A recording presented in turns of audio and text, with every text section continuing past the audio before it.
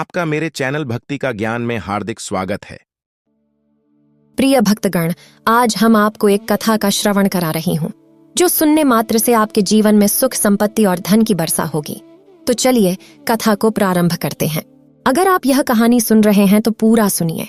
इस कथा को आधा अधूरा छोड़कर जाने की गलती मत करिएगा, क्योंकि इस पवित्र कथा को पूरा सुनने से मनचाहा फल की प्राप्ति होगी। इसलिए इस कथा को पूरा सुने। आप शिव भक्त हैं तो भोलेनाथ का अनादर ना करें। माता पार्वती महादेव से कहती हैं, हे भगवान शिव, हे जगत पिता, हे परमात्मा, इस वीडियो को जो भी सच्चे दिल से सुने उसकी जन्म जन्मांतर की गरीबी को दूर कर देना, उसके दुख दर्द, राहु दोष, पितृ दोष, यहाँ तक कि काल सर्प दोष भी दूर कर देना। हर हर महादेव। यदि हमसे कोई भूल हो जाए तो हमें माफ करना, हम सब आपकी ही संतान हैं। फिर माता पार्वती कहती हैं, व्रत में क्या खाएं और क्या नहीं, जानिए सब कुछ। श्रद्धालुओं, व्रत का महीना चल रहा है। ऐसे में हर कोई भगवान भोले बाबा को दिल से खुश करना चाहता है। हर किसी की इच्छा होती है कि वह शिव व्रत में भोलेनाथ को खुश करके अपनी सभी इच्छाएं और मनोकामनाएं पूरी कर ले। पर कई बार आप लोग ऐसी गलतियां कर देते हैं जिससे शिव क्रोधित हो जाते हैं। और यह बात तो आप जानते ही हैं कि भोलेनाथ यदि भोले हैं तो उनका क्रोध भी अत्यंत विनाशकारी होता है। इसलिए अगर आपने या आपके घर में किसी ने शिव व्रत रखा है या आप शिव व्रत को पूरे विधि विधान से पूरा करना चाहते हैं तो आज के इस वीडियो में बताई गई बातों को ध्यानपूर्वक सुनकर समझ लें। शिव व्रत में कई ऐसे काम होते हैं जिन्हें करना वर्जित माना गया है। अगर भोले बाबा की कृपा हो जाए तो काल भी आपका कुछ नहीं कर पाएगा, क्योंकि महाकाल कालों के भी काल हैं। इसलिए अगर आप भी महादेव की कृपा पाना चाहते हैं तो सच्चे दिल से बोलें, हम हर हर महादेव और ओम नमः शिवाय, और अपनी राशि जरूर बोले। यदि शिव व्रत में आपकी राशि पर कोई ग्रह होगा तो अवश्य लाभ करेगा और आपको बड़ा लाभ होगा। श्रद्धालुओं, शिव व्रत में क्या खाएं, क्या नहीं खाएं? शिव व्रत में लहसुन प्याज खाएं या नहीं? व्रत में नमक खाएं या नहीं? कौन सी गलती नहीं करनी चाहिए? पति पत्नी को दूरी क्यों बनानी चाहिए? और कौन से रंग के कपड़े नहीं पहनने चाहिए?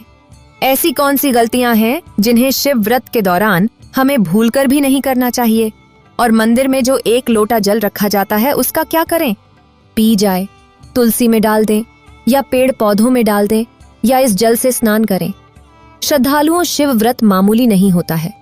यह साक्षात एक ऐसे प्रेम की सौगात लेकर आता है जिसका भक्तों को बड़ी बेसब्री से इंतजार रहता है।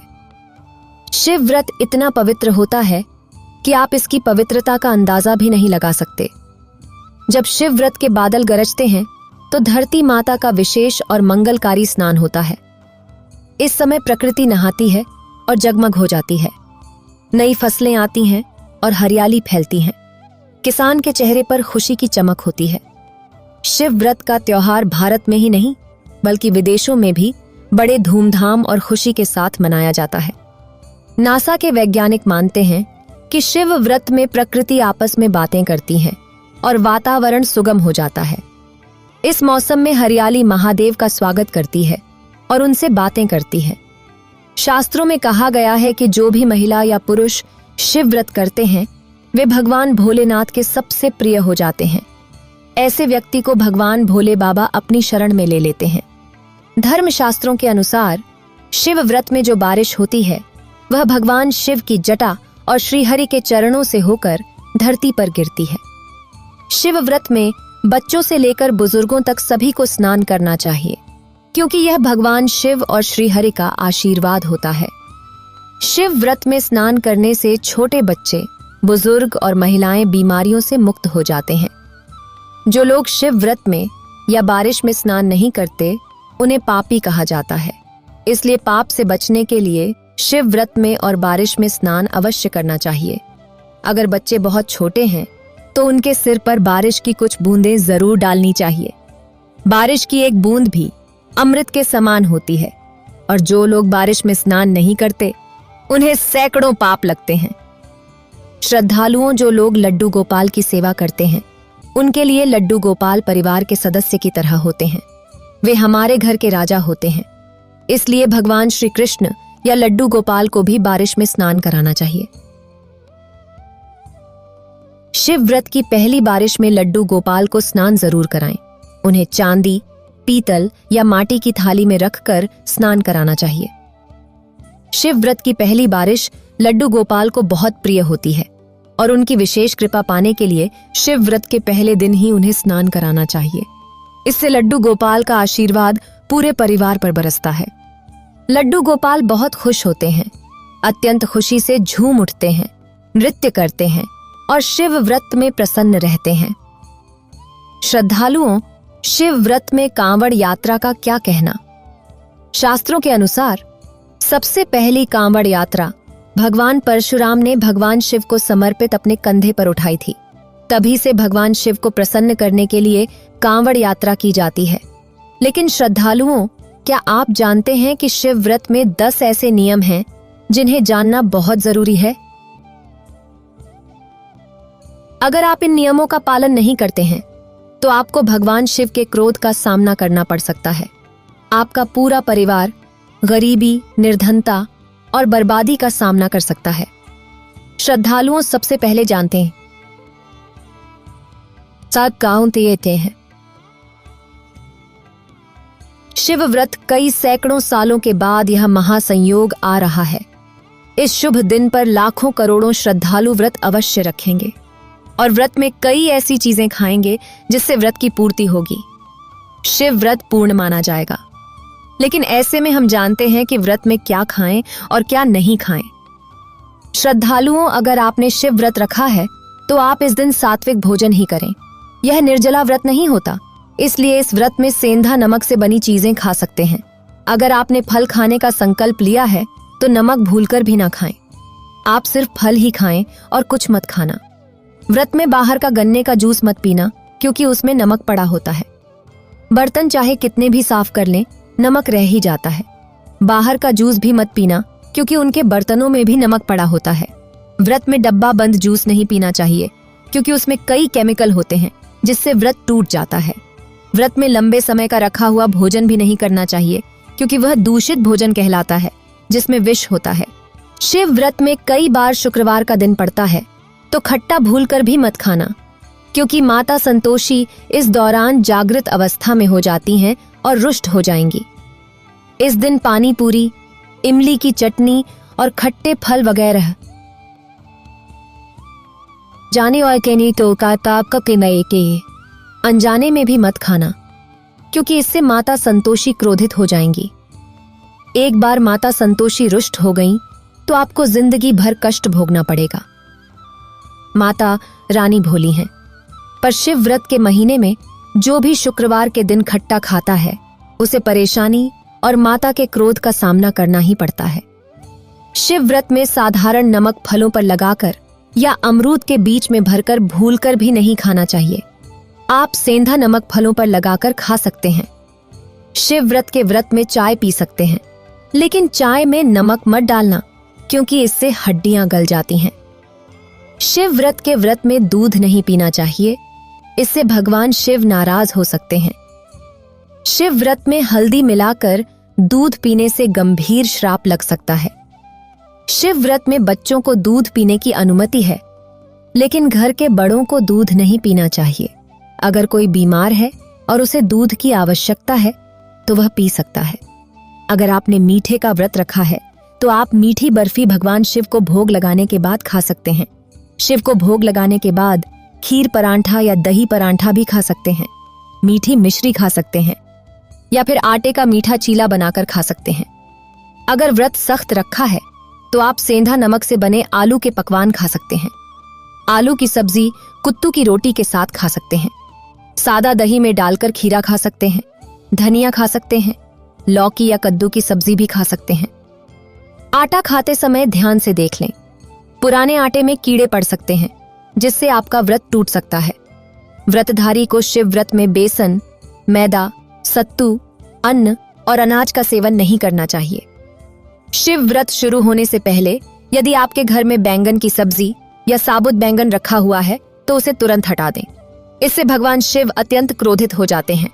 शिव व्रत में यदि पालक का साग रखा है तो उसे भी घर से बाहर फेंक दें। शिव व्रत में साग सब्जियां खाना वर्जित होता है। खासकर बैंगन तो घर में भूलकर भी नहीं रखना चाहिए, नहीं तो घर कंगाल हो जाएगा और भगवान शिव क्रोधित हो जाएंगे। शिव व्रत में घर में बैंगन रखने से विनाश होता है। इसके अलावा किसी भी व्यक्ति को मांस, मदिरा, लहसुन, प्याज आदि का सेवन नहीं करना चाहिए।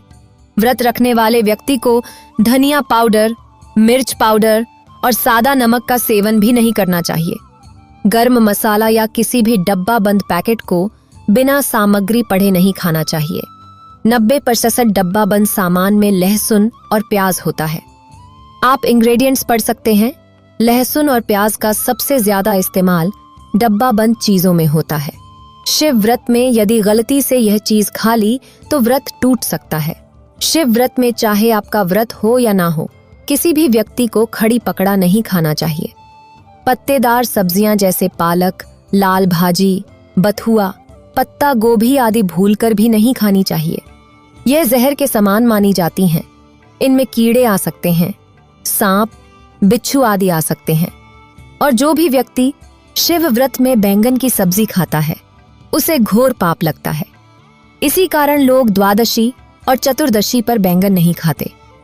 पत्तेदार सब्जियां क्यों नहीं खाई जाती, इसके पीछे एक कथा है जिसे मैं आपको बताऊंगी। श्रद्धालुओं शिव व्रत के पवित्र महीने में कौन सी गलतियां नहीं करनी चाहिए।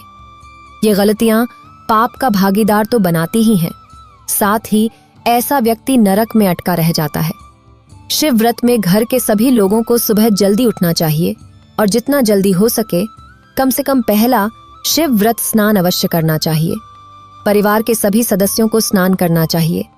यदि कोई बीमार है तो उस पर गंगा जल के छींटे मार दें। शिव व्रत में किसी भी गरीब का अपमान न करें। क्या पता उस गरीब के रूप में भगवान शिव हों, क्योंकि भगवान शिव अपने भक्तों की परीक्षा लेने आते हैं। शिव व्रत में देर तक सोने वाली महिला का पति बर्बाद हो जाता है और उसकी मृत्यु निकट भविष्य में जल्दी हो जाती है। इसलिए पति के उठने से पहले शिव व्रत में हर स्त्री को जल्दी उठ जाना चाहिए और भगवान शिव की पूजा करनी चाहिए। सोमवार का व्रत अवश्य करना चाहिए। ऐसा करने से धन लक्ष्मी का वास होता है। शिव व्रत में पति पत्नी को सहवास नहीं करना चाहिए। अगर आपने व्रत रखा है या आपकी पत्नी ने व्रत रखा है तो आप दूरी बनाकर रखें, क्योंकि इस दौरान ऐसा व्यक्ति भगवान शिव की शरण में होता है। शिव व्रत के महीने में काले वस्त्र पहनकर शिव मंदिर नहीं जाना चाहिए। आप चाहें तो घर में काले वस्त्र पहन सकते हैं, लेकिन मंदिर में भूलकर भी नहीं जाना चाहिए और व्रत के दौरान भी काले वस्त्र नहीं पहनने चाहिए। शिव व्रत में लहसुन और प्याज नहीं खाना चाहिए। खासकर अगर आपका व्रत है तो उस दिन पूरे परिवार को लहसुन और प्याज से परहेज करना चाहिए। शिव व्रत के महीने में घर में सफाई का ध्यान रखना चाहिए, क्योंकि गंदगी से प्रकृति नाराज हो जाती है। घर के मंदिर में माचिस के खाली डिब्बे या माचिस नहीं रखनी चाहिए। शिव व्रत में घर के किसी भी व्यक्ति को गाली नहीं देनी चाहिए और चुगली आदि से बचना चाहिए। पति पत्नी को एक दूसरे को अपशब्द नहीं कहना चाहिए, इससे भगवान शिव नाराज हो सकते हैं। शिव व्रत में दूध में हल्दी डालकर पीने से महाकाल का क्रोध बरसता है। इस शिव व्रत में बाल, नाखून, दाढ़ी आदि नहीं बनवाना चाहिए। यह काम पहले ही कर लेना चाहिए। अगर बहुत जरूरी हो तो ऐसा कर सकते हैं, लेकिन शिव जी से क्षमा अवश्य मांग लें। शिव व्रत में शरीर पर तेल नहीं लगाना चाहिए। अगर आपका व्रत है तो आप शरीर पर तेल न लगाएं। श्रद्धालुओं माता पिता का सम्मान करना चाहिए, क्योंकि माँ, माता पार्वती और पिता भगवान शिव माने जाते हैं। इसलिए माता पिता में इन दोनों का वास होता है। माँ पिता का आदर करने से भगवान शिव और माता पार्वती प्रसन्न होते हैं। शिव व्रत में देवी देवता से जुड़ी कोई भी शुभ चीज उपहार के तौर पर कभी किसी को मत देना, नहीं तो भगवान शिव आपके घर से सदैव के लिए चले जाएंगे। श्रद्धालुओं अब जानते हैं शिव व्रत में शिवलिंग पर कौन कौन सी चीजें नहीं चढ़ानी चाहिए, जिससे आपको पाप न लगे। शिव पुराण के अनुसार शिव भक्तों को कभी भी भगवान शिव को तुलसी, हल्दी और सिंदूर सहित ये 6 वस्तुएं नहीं चढ़ानी चाहिए। पौराणिक कथा के अनुसार केतकी के फूल ने ब्रह्मा जी के झूठ में साथ दिया था। जिससे नाराज होकर भगवान भोलेनाथ ने केतकी के फूल को श्राप दिया। इसीलिए केतकी का फूल शिवलिंग पर नहीं चढ़ाया जाता। वहीं नारियल का पानी भी शिवलिंग पर कभी भी अर्पित नहीं करना चाहिए। शंख से जल भगवान भोलेनाथ को नहीं चढ़ाना चाहिए। शास्त्रों के अनुसार सुबह 500 बजे से लेकर सुबह 1100 बजे तक शिवलिंग पर जल चढ़ाना बहुत ही शुभ और मंगलकारी होता है। शाम के समय शिवलिंग पर जल नहीं चढ़ाना चाहिए। शास्त्रों के अनुसार शिवलिंग पर काली मिर्च चढ़ाने से रोगों का नाश होता है और सुख समृद्धि की प्राप्ति होती है। घर में अंगूठे के आकार से बड़ा शिवलिंग नहीं रखना चाहिए और शिवलिंग पर जलधारा अवश्य होनी चाहिए। भगवान भोलेनाथ को टूटे हुए अक्षर अर्पित नहीं करने चाहिए, इससे वह क्रोधित हो सकते हैं। शिव व्रत के पवित्र महीने में कटे फटे बेलपत्र शिवलिंग पर अर्पित नहीं करने चाहिए। बेलपत्र की संख्या 3 होनी चाहिए और वे पूरे सही होने चाहिए। आप 6 महीने पुराने बेलपत्र भी शिवलिंग पर अर्पित कर सकते हैं, लेकिन वे कटे फटे नहीं होने चाहिए। 6 महीने तक बेलपत्र पवित्र और शुभ माना जाता है।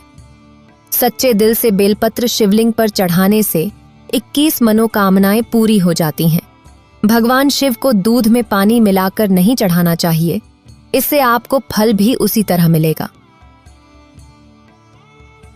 भगवान शिव को 1 बूंद भी अर्पित कर सकते हैं, पर दूध शुद्ध होना चाहिए और आपका मन भी शुद्ध होना चाहिए।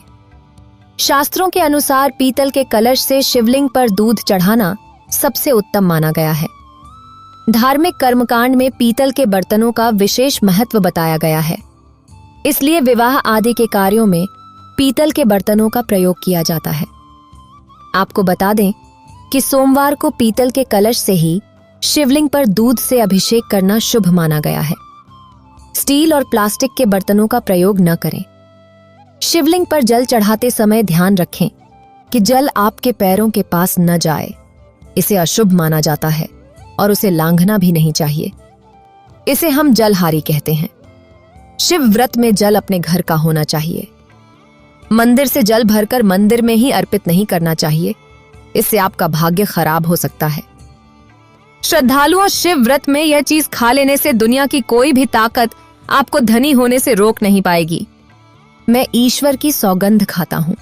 अगर आपने शिव व्रत में यह चीज खा ली तो आपको करोड़पति बनने में देर नहीं लगेगी, लेकिन इसे सच्चे दिल से ही खाना है। आइए जानते हैं। शिव व्रत में शिव भक्तों को शिवलिंग पर चढ़ा हुआ प्रसाद के रूप में धतूरा जरूर खाना चाहिए।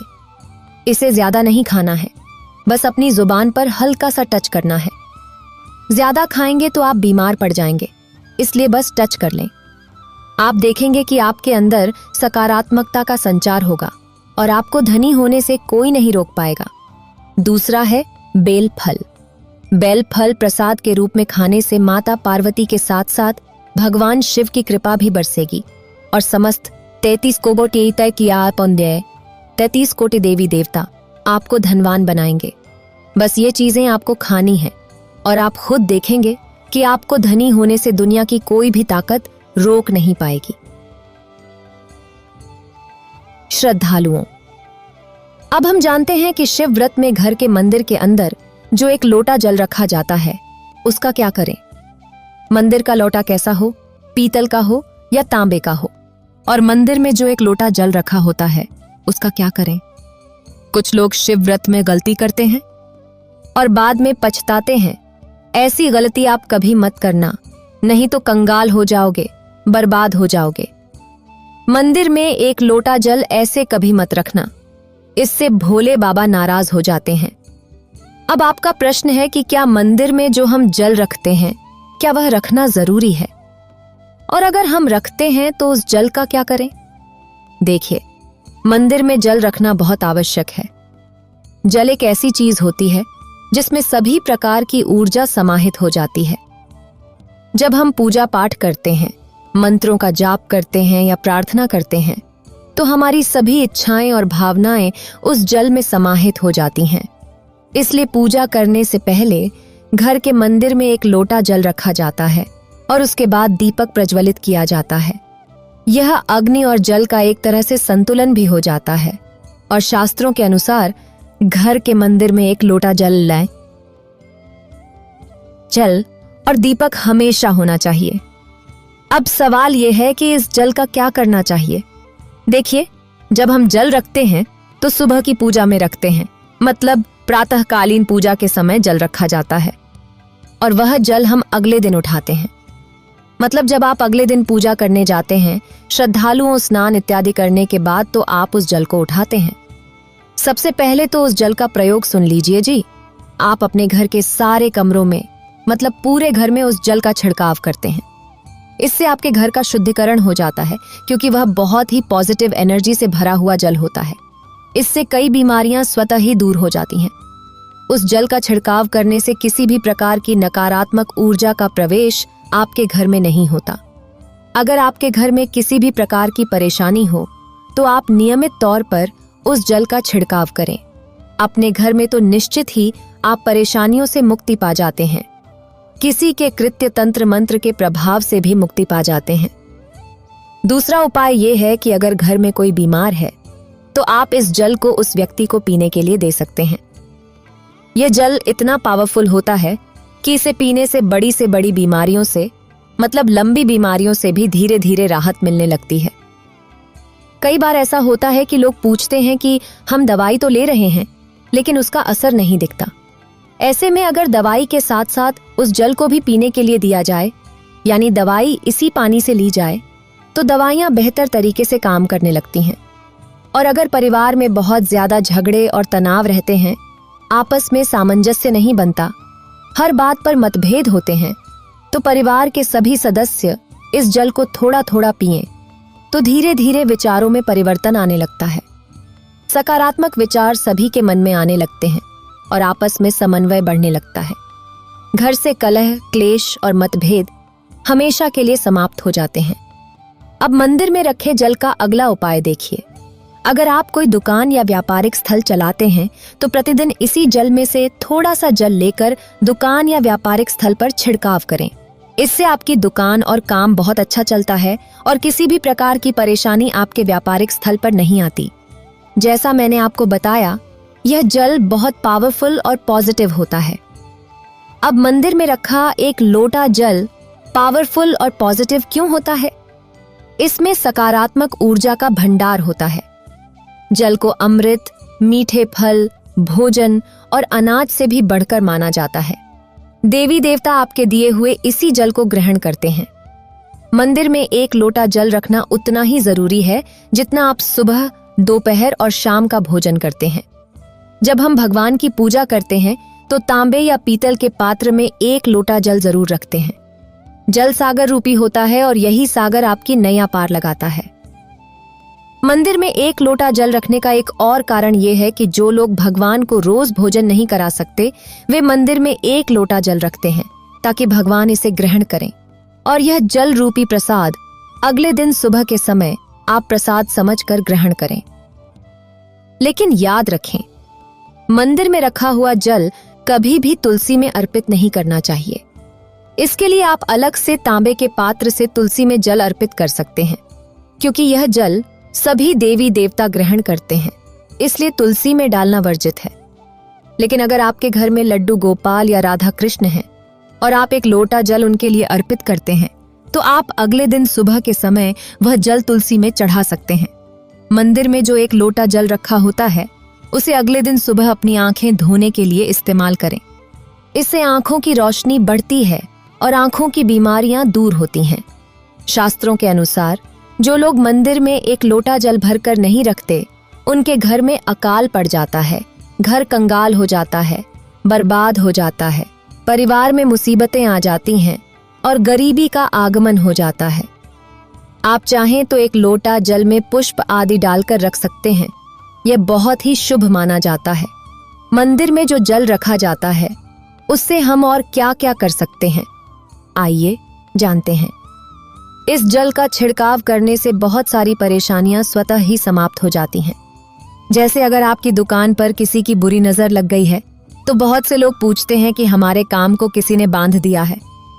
मतलब पहले तो दुकान बहुत अच्छी चल रही थी, लेकिन अब नहीं चल रही है। ऐसे में आप इस उपाय को आजमा सकते हैं। यकीन मानिए, बहुत जल्द ही आपको परेशानियों से छुटकारा मिल जाएगा और आपका व्यापार दिन दूनी रात चौगुनी तरक्की करेगा। और हाँ, मंदिर में रखे हुए जल को आप अपने घर की रसोई में खाना बनाने और पीने में भी प्रयोग कर सकते हैं, लेकिन खाना बनाने में तभी प्रयोग करें जब आपके घर में बिल्कुल सात्विक भोजन बनता हो। मतलब अगर आपके घर में लहसुन प्याज का उपयोग होता है तो इस जल का प्रयोग खाना बनाने में नहीं किया जा सकता। आप इस जल को थोड़ा थोड़ा परिवार के सदस्यों को पीने के लिए दे सकते हैं और बचे हुए जल को अपने घर के पौधों में डाल सकते हैं। देखिए, ऐसा नहीं है कि मंदिर का जल बेकार होता है, इसके बहुत सारे उपयोग होते हैं। अगर हम सही तरीके से इसका प्रयोग करें तो अपने जीवन की कई परेशानियों का समाधान मात्र इस एक लोटा जल से कर सकते हैं।